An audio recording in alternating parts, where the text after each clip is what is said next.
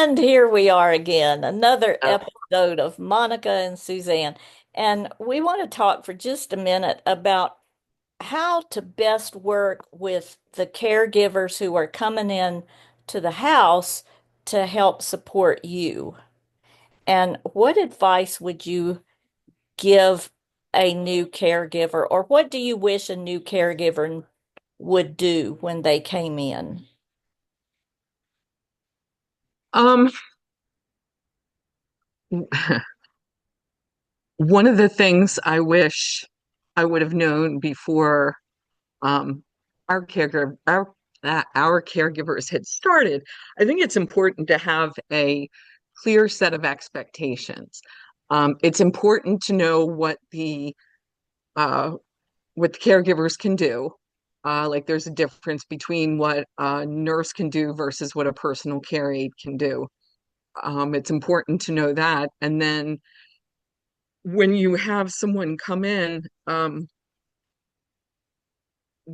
they should know how best to help your loved one, but also how to make it easier on you, if that makes sense. That makes total sense. And they need to have clear boundaries.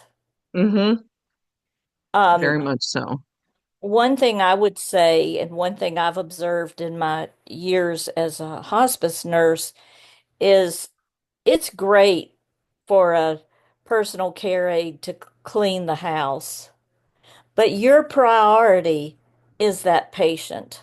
And so Mm-hmm. don't let your other duties interfere with your patient care. Right, right. Um,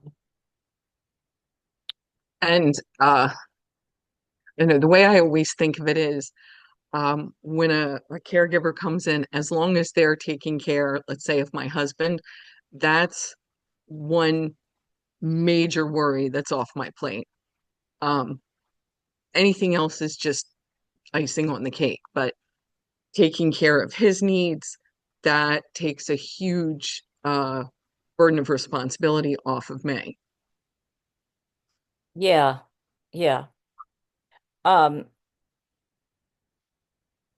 And I don't think, see, it's funny when we were in the process of getting Barry home, um, one of the things nobody really told us about was exactly um, what the difference is between, the nurse and a personal care aide. Like, we had to, I guess, kind of be pushed into the deep end to find out. Like when the nurses are here, they give him all of his medication. They check his blood pressure, give him his insulin, watch for any issues that are going on. Pretty much the really heavy hitting stuff. When the personal care aides are here, um, they're not able to give him his insulin, or um, they can give him his medication, but only if it's out all ready to give to him. They can't like go into the medicine cabinet and pull out the prescriptions or pull out the drugs for the day. Um, the personal care aides can help get him into bed, and get him ready for bed. But a lot of times that can be a two-person job.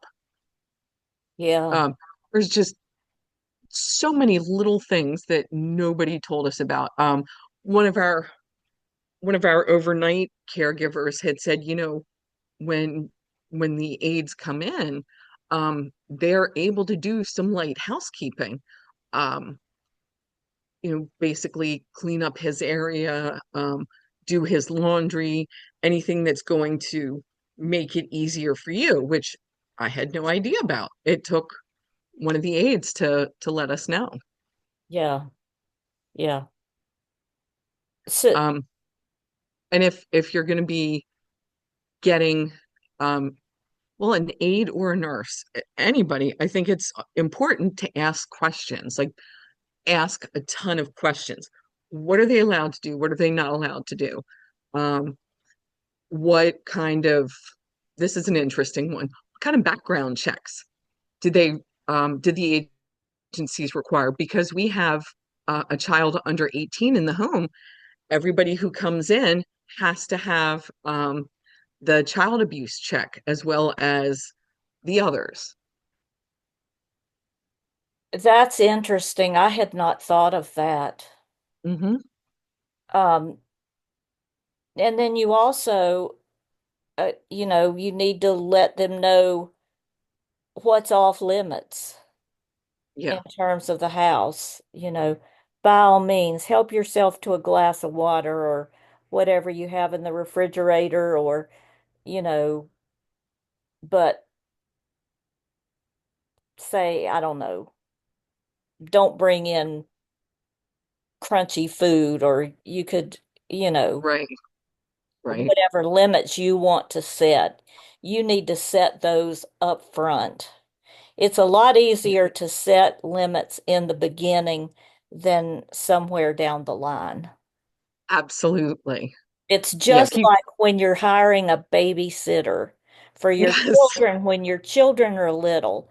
You Hmm. tell them you can watch this on TV, you can't watch this.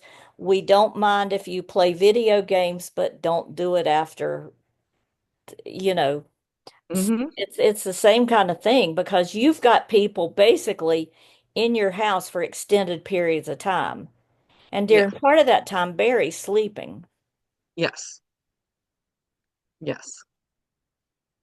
Yeah, I I think that's great advice. yeah. Well, that's all the advice I have for today. How about you? Anything else to add? Um, just that if you do get a caregiver that doesn't fit, uh, never be afraid to turn around and ask for somebody else because it's got to be a mutual thing. Like they have to be comfortable with you and your loved one, but you also have to be comfortable with them. Yes, absolutely. Absolutely. Okay. Well, that's it for today. We'll see y'all Thank later. you. Thank you. Bye.